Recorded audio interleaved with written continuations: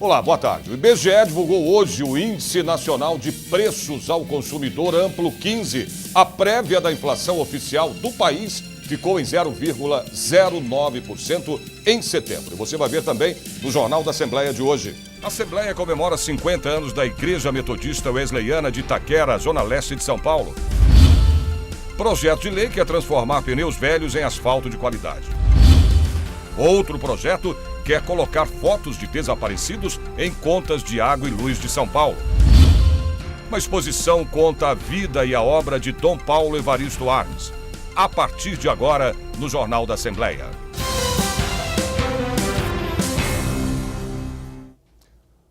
O ILP, Instituto do Legislativo Paulista, promove hoje aqui na Assembleia Legislativa um seminário que debate os direitos da infância no século XXI. Esse evento acontece no auditório Teotônio Vilela. A repórter Érica Rezende acompanha tudo de perto e tem mais informações para a gente aqui ao vivo. Boa tarde para você, Érica. Boa tarde, Sérgio. Boa tarde a todos que nos acompanham. São vários temas, um ciclo de debates que vai durar o dia todo aqui.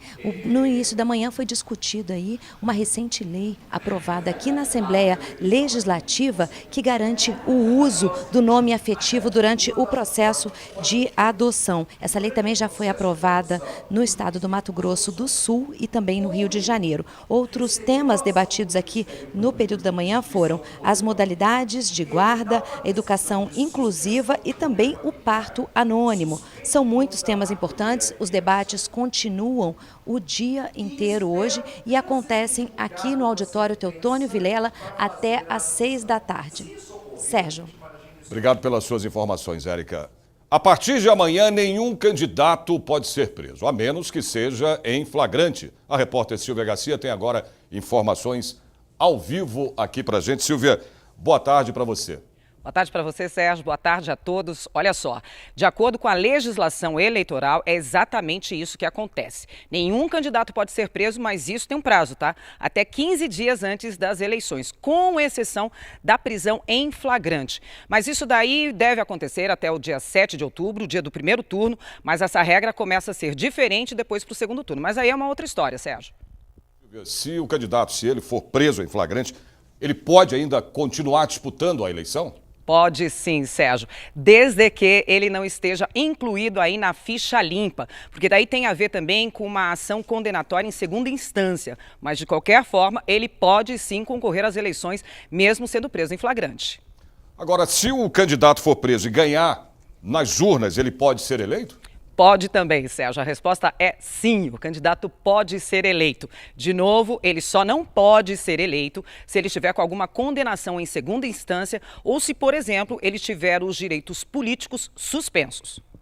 Agora, Silvia, e nós, os eleitores, temos os mesmos direitos dos candidatos, Silvia? Olha, a resposta também é boa. É sim, nós também temos os mesmos direitos, mas aí o prazo encurta um pouquinho. É até 5 dias antes das eleições. E isso também tem uma exceção, tá bom? A pessoa pode ir presa, sim, neste caso, se ela tiver algum tipo de sentença condenatória ou se ela cometer algum tipo de crime inafiançável. É isso, Sérgio. Volto com você. Muito bem esclarecido, Silvia. Obrigado pelas suas informações. E a Justiça Eleitoral impugnou a candidatura de 2.600 candidatos este ano. A repórter Priscila Silvério tem agora mais informações para a gente aqui ao vivo. Boa tarde para você, Priscila. Boa tarde, Sérgio. Boa tarde a todos. Bom, o balanço do Tribunal Superior Eleitoral ainda é parcial, mas olha, das 2.599 candidaturas impugnadas, 6%, ou seja, 80 candidaturas, foram barradas pela lei da ficha limpa e outras foram por falta de documentação e declarações exigidas pela Justiça Eleitoral. 1.340 candidatos recorreram, então, à Justiça e podem, então, participar das eleições agora no mês de outubro. Olha, Sérgio, das 1.255 candidaturas, elas já foram julgadas e impugnadas para este ano. Ok, obrigado, Priscila. Uma sessão solene aqui no Legislativo Paulista prestou homenagem aos 50 anos de existência e trabalhos sociais da Igreja Metodista Wesleyana Itaquera, Zona Leste de São Paulo. A reportagem é do Jeremias Gomes. A Igreja Metodista Wesleyana é originária da Igreja Anglicana, uma ramificação da Igreja Católica Inglesa. Na capital paulista, a Igreja Wesleyana de Itaquera, primeira a ser instalada, completou 50 anos de existência. Nascemos com uma pequena comunidade, ela se expandiu, cresceu e hoje nós temos aí em torno dela mais de 30 igrejas que se formaram a partir da Igreja Mãe de Itaquera. E nós fazemos um trabalho social, educacional, evangelístico muito forte e a gente procura atender todas as áreas, desde as crianças, pré-adolescentes, adolescentes, jovens, trabalho com homens e mulheres.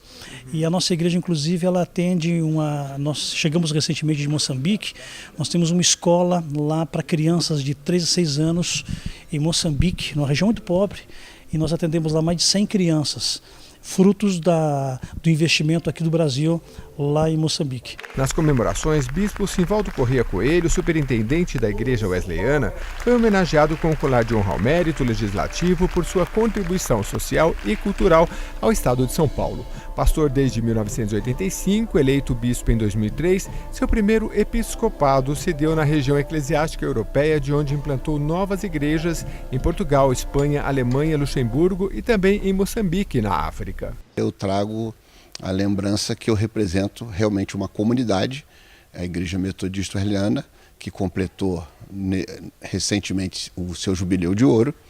E agora nós estamos comemorando a primeira igreja em São Paulo, que é a Igreja Metodista Wesleyana de Itaquera. E a gente acaba recebendo essa homenagem também por causa da igreja e dos seus 50 anos de serviços prestados. Como não é possível, talvez, dar honraria a todos os membros, a gente, como autoridade, acaba recebendo, e é uma alegria muito grande receber em nome da denominação e em nosso nome. Na cerimônia também foi homenageado com o colar de honra ao mérito em reconhecimento ao seu trabalho social o médico Antônio Augusto Barreira. O clínico geral atua há quase 40 anos na zona leste da capital paulista, especialmente nas regiões de Ermelino Matarazzo, Penha e São Miguel Paulista. Atualmente é responsável pelo Centro Médico Santa Rita de Cássia. É um trabalho que vem sendo desenvolvido, vamos dizer assim, de próprio coração. Ou seja, são 38 anos de Zona Leste e dedicado aos mais pobres, os mais humildes, porque a Zona Leste sempre é esquecida, né? E eu optei, na época, me formei, optei por ficar na Zona Leste. Então, agora, recebendo essa homenagem, eu só posso agradecer e me sinto muito... eu não consigo ter palavras para dizer como me sinto. Me sinto feliz, orgulhoso de mim mesmo, né, por ter esse reconhecimento. Alunos do curso de Direito de uma faculdade particular aqui da capital visitaram a Assembleia Legislativa e conheceram o trabalho dos deputados. A repórter Priscila Silvério acompanhou os visitantes. A ideia de formar um grupo para conhecer o maior parlamento da América Latina foi de Maria Fernanda. A gente tem uma listagem, né, pela faculdade dos locais onde a gente deve visitar para conhecer como que funciona cada órgão. Então, legislativo, judiciário.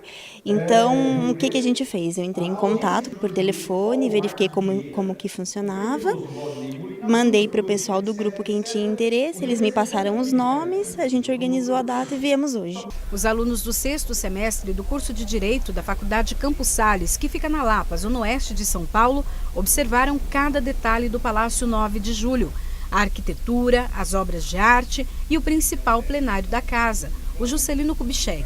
Agora a gente está no plenário, vamos verificar como que funciona a sessão, tudo, essa questão dos projetos, a ordem do dia. E assim, é diferente dos outros porque os que a gente visitou até agora são tribunais, é mais parte judiciária. E aqui é mais legislativos, deputados. O grupo acompanhou uma reunião da Comissão de Saúde no plenário Tiradentes. Não tinha noção dos plenarinhos, né, onde eram discutidas as comissões, e achei muito importante para todos virem, poder acompanhar as assembleias e fazer parte também da vida pública do nosso país, do nosso estado. Olha, se você quiser visitar o Palácio 9 de Julho e conhecer o trabalho dos deputados de perto, é preciso agendar com o Departamento de Comunicação Social da Assembleia. Anote aí os telefones, é o 011-3886-6626 ou o 3886-6628. E seja bem-vindo.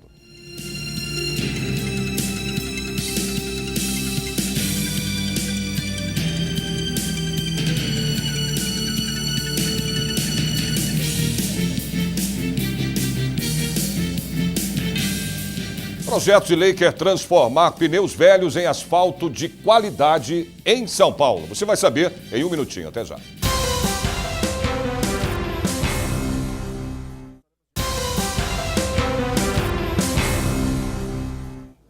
Nós estamos de volta aqui com o Jornal da Assembleia. A Priscila Silvério, a repórter Priscila Silvério, ela tem agora informações de uma pesquisa que fala do interesse da população pelas eleições deste ano. É isso, Priscila? É isso mesmo, Sérgio. Bom, essa pesquisa foi feita pela Datafolha. Bom, 43% dos eleitores entrevistados falaram que tem muito interesse nessas eleições. 25% disseram, então, que o interesse é médio. 6% que tem pouco interesse. E olha, Sérgio, esse dado aqui é preocupante. 25% dos entrevistados disseram, então, que não tem interesse nenhum no assunto eleições. 1% não souberam, então, responder sobre essa pergunta. Sérgio. Obrigado pelas suas informações, Priscila. Olha, o governo federal já sabe quanto quer gastar com os servidores públicos no ano que vem. Eu volto a conversar ao vivo com a repórter Silvia Garcia. Uma pergunta aqui para ela. Silvia, qual o tamanho dessa conta? Vamos ver se eu consigo falar esse número todo, Sérgio, de 326 bilhões e 800 milhões de reais. Essa é a proposta de orçamento aí para o pagamento de servidores para o ano de 2019, que está lá no Congresso. Teve um aumento aí em relação ao ano de 2018, tá? De 8,2%. O que diz respeito a esse número enorme que eu acabei de dizer? A despesas aí com servidores públicos nativos, inativos e que dizem respeito aí do Legislativo, Executivo e também do Judiciário.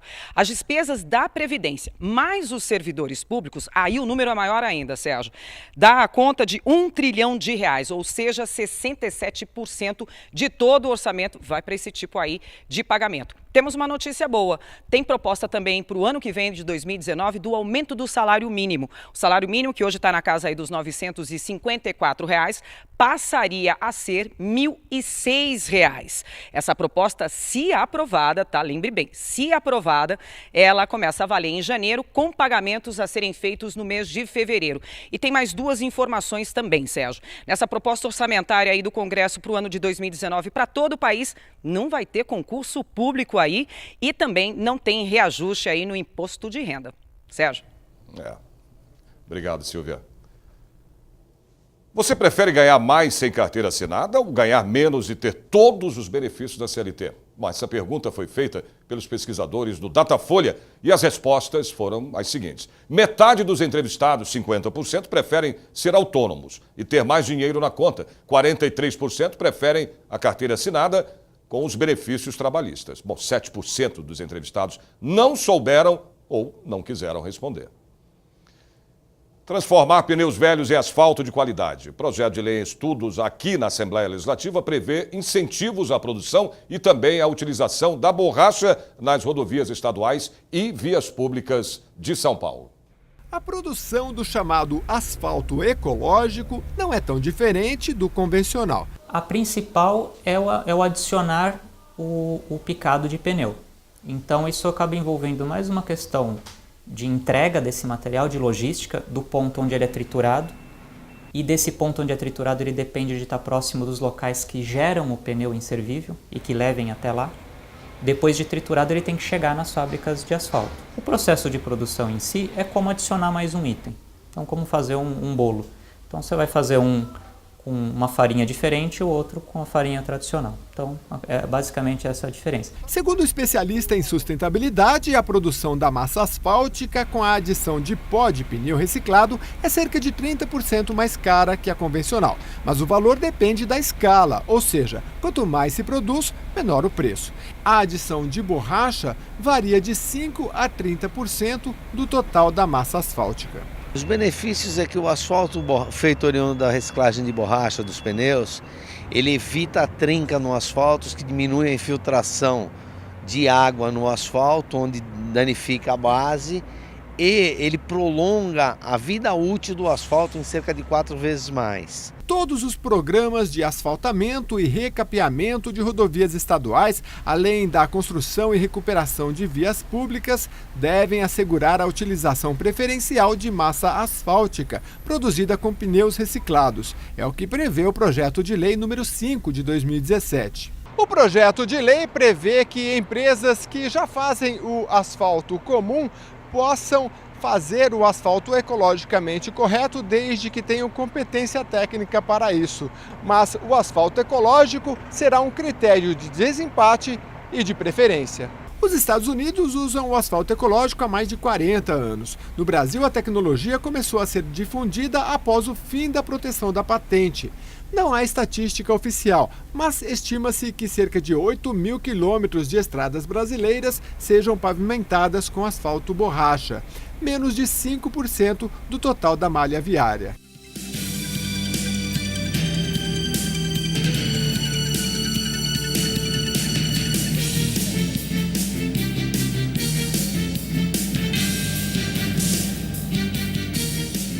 Projeto de lei quer colocar fotos de desaparecidos em contas de água e luz de São Paulo. Os detalhes você tem em um minutinho. Não saia daí.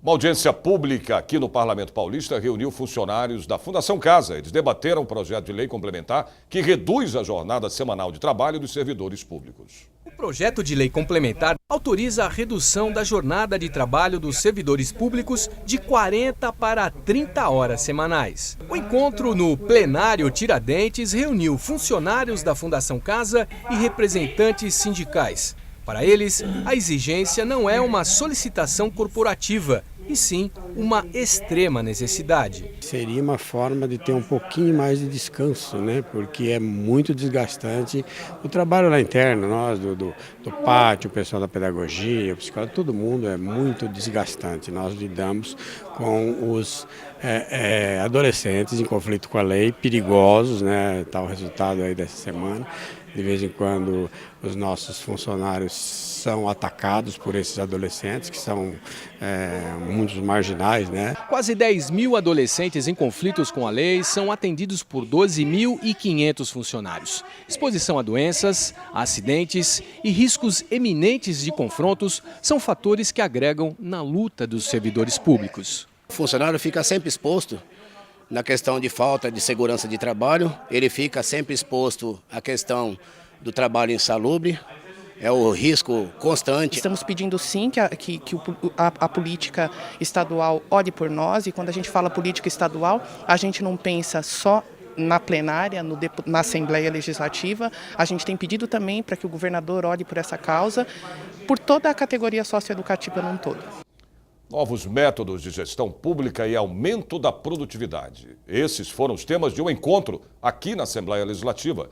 Especialistas debateram como avanços tecnológicos contribuem com a administração pública. Redução da burocracia e dos custos, aumento da produtividade. Estas são algumas das propostas destes jovens que representam entidades que trabalham pela transparência e aprimoramento da gestão pública com a participação da sociedade. A gente entende que tem uma força empreendedora muito grande no Brasil, que precisa ser melhor utilizada, e também a gente entende que tem um poder público, sim, líderes do setor público abertos para essa pauta da inovação. Então a gente conecta essas duas pontas. O aplicativo Cuco é um destes exemplos. Alimentando o programa com informações sobre sua saúde, é possível ganhar descontos em medicamentos e tratamentos. Já o portal Meu Município oferece dados de finanças das cidades. O gestor público pode comparar, por exemplo, quanto uma administração de mesmo porte gasta em cada área, e daí ajustar os seus custos e, quem sabe, até aprender com a gestão alheia. Nós estimulamos muito essa visão de governança, de melhores práticas, de gestão, de metas, e todos esses gestores têm atuado de uma forma bastante significativa nos seus municípios e estados. Além disso, a gente tem iniciativas também de melhoria da gestão, onde nós entramos e apoiamos o governo a estabelecer um diálogo melhor internamente para gerar planos mais consistentes de legado e também com a população. No evento foi lançado o livro Governança Municipal, do advogado e consultor em inovação Daniel Lança, que reúne cases de sucesso de gestão pública nas cidades brasileiras. O Brasil é pioneiro, isso é uma coisa que a gente pode se orgulhar. Eu posso falar também de Minas Gerais, é minha terra, onde Minas é pioneira em trazer as startups para o governo e tem trazido resultados incríveis para diminuir a burocracia e aumentar a eficiência. Todos os dias, cerca de 60 pessoas, entre crianças e adultos, desaparecem na região metropolitana de São Paulo. Esse número ultrapassa os 20 mil todos os anos. A pergunta agora é: como ajudar uma família que procura o parente que simplesmente sumiu? Projeto de lei aqui no Legislativo Paulista quer intensificar a divulgação das fotos de desaparecidos em serviços como conta de água e luz. 70% dos casos de desaparecimentos de pessoas que chegam até a ONG Mães em Luta tem a ver com conflitos familiares. São 1000. E para recuperar essas crianças, né, principalmente crianças, acho muito difícil, porque a criança vai crescendo, vai se modificando, né, se perde. As mães têm que tomar mais cuidado com seus filhos, né, e quem tem idosos doentes tem que também ter mais cuidado, né. Tem que vigiar mais. A página da entidade na internet reúne fotos de 2.000 pessoas que um dia sumiram de casa sem deixar vestígios. Só na cidade de São Paulo e nos municípios da região metropolitana desaparecem mais de 21.000 pessoas todos os anos. Segundo números oficiais, são investigadas só as situações em que as autoridades veem indício de crime. 10% dos casos estão relacionados com causas chamadas de enigmáticas. Pode ser tráfico de drogas, devendo para os traficantes, enfim, inúmeras coisas, né? Pode ter, sei lá, um sequestro, alguma coisa assim, desaparecimento. Sei lá, uma pessoa que desapareceu morreu. Entre tantos motivos, Vera Lúcia procura apenas um, o que explica o que aconteceu com a filha dela há quase 25 anos. E que acabe com a dor de uma incerteza. Em 12 de novembro de 1992, Fabiana Renata Gonçalves, à época com 13 anos de idade, desapareceu a caminho da escola, no bairro do Jaraguá, zona norte da capital. Minha filha era de escola para casa e de casa para a escola. E quando saía, sempre saía com a família, com os irmãos. A gente fica preocupado em dar muitas coisas bem materiais para os filhos e a gente esquece que a gente tem que ter o momento de sentar para saber da vida desses filhos. E na divulgação de uma imagem pode estar o fim de um sofrimento. O projeto de lei prevê a exposição das fotos de pessoas desaparecidas nas contas de serviços em São Paulo, como água e luz. Quando uma criança desaparece ou um jovem desaparece, muitas vezes, em situação de conflito, é porque ele já se sentia desaparecido dentro do próprio lar. Jornal da Assembleia vai te dar agora uma dica imperdível para esse fim de semana.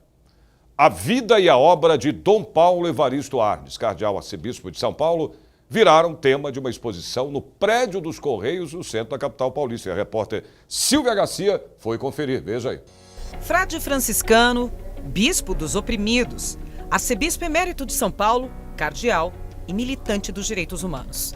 Há 2 meses, a vida de Dom Paulo Evaristo Arnes está sendo contada aqui, através desta exposição no prédio histórico dos Correios, no coração da capital. A gente tentou fazer uma coisa diferente, que é falar de Dom Paulo de forma diversificada. Não só os temas que todo mundo conhece já, que são mais conhecidos, mas um lado de Dom Paulo que é, enfim, mais lúdico. Logo na entrada, o cenário remonta à Igreja da Sé, lugar onde o arcebispo esteve à frente por anos. Para cada momento de sua vida, o visitante pode contar com a ajuda de vídeos e depoimentos de pessoas que conviveram com o cardeal. Um pouco mais à frente é possível avistar um mini campo de futebol. Isso mesmo. Neste trecho da exposição está o time do coração de Dom Paulo, o Corinthians. Uma Kombi no meio do saguão conta outra parte da sua história, as missões. Tem um lado dele, por exemplo, como você falou, corintiano, né? Em defesa desse movimento que é a democracia corintiana, jogadores importantes que tinham Dom Paulo como uma referência e que ele ajudou a ser construído. Um dos trechos mais visitados da exposição são esses 3 confessionários. Aqui as pessoas vivem uma experiência interativa. Elas podem entrar neles, sentar-se nestes bancos e ouvir essas vozes que, na verdade, olha só, são depoimentos de pessoas da época da ditadura aqui no Brasil e que foram salvas por Dom Paulo Evaristo Arnes. Suas lutas pela democracia e igualdade social podem ser vistas também aqui. Este espaço revive as celas de prisões do governo militar, regime combatido por Arnes. Outra montagem relembra a Vala de Perus, onde foram encontradas centenas de ossadas de desaparecidos políticos. Dom Paulo tinha o hábito de celebrar missa no lugar. Uma forma de homenagear as vítimas da repressão ocultadas por 15 anos neste lugar. Dom Paulo foi, dentro da Igreja Católica, no período da ditadura de 64 a 85, uma das figuras, sem dúvida nenhuma, uma das principais figuras. Foi um defensor da liberdade, foi um defensor dos direitos humanos e uma figura muito importante nesse processo de redemocratização. Quem vier nessa exposição no período da tarde também pode contar com uma peça de teatro que está sendo revivida aqui junto com as pessoas, né? Na verdade, uma interação junto com os participantes aqui. Conta um pouquinho sobre ela. Peça que chama Lembrar é Resistir. Exatamente, é um dos pontos altos da exposição. 2 vezes por dia, às 14h30 e às 15h30, nós temos sessões dessa peça. É uma peça interativa que foi montada nos anos 90, dentro do ambiente do antigo DOPS. E nós trouxemos essa peça num formato mais reduzido para a exposição. Então, o público que assiste a peça é convidado a participar dela. A exposição fica até domingo, dia 23 de setembro. Ela funciona das 11 da manhã às 5 da tarde e a entrada é franca.